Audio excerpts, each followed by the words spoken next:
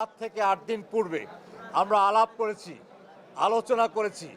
আমরা সিদ্ধান্ত উপনীত হয়েছিলাম এই এলাকায় কোনোভাবেই কেমিক্যাল গোডাউন রাখা যাবে না। চকবাজারের অগ্নিকাণ্ড থেকে শিক্ষা নিয়ে ভবিষ্যতে এই ধরনের ঘটনা এড়াতে প্রয়োজনীয় পদক্ষেপ নেওয়ার আশ্বাস দিয়েছেন সেতুমন্ত্রী ওবায়দুল কাদের। এ ঘটনা থেকে আবারও শিখলাম যাতে এ ধরনের ঘটনার পুনরাবৃত্তি রোধে ভবিষ্যতে প্রয়োজনীয় পদক্ষেপ নেওয়া যায় সেই ব্যাপারে আমরা সতর্ক থাকব, আরও মনোযোগী হব, মনোনিবেশ করব। এদিকে চুরিহাট্টার ঘটনা তদন্ত করে ক্ষতিগ্রস্তদের ক্ষতিপূরণ দেওয়ার আশ্বাস দিয়েছে সরকার।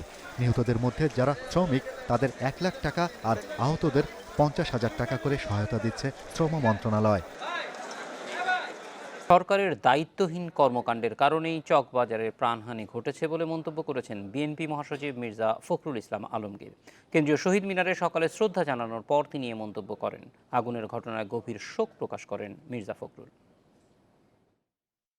মানুষের জীবন রক্ষা করার ক্ষেত্রে সর্ববেশি আছে।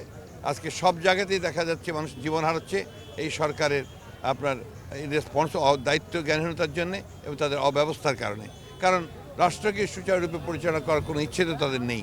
তাদের মূল লক্ষ্য হচ্ছে ক্ষমতায় যে কোনোভাবেই টিকে থাকা।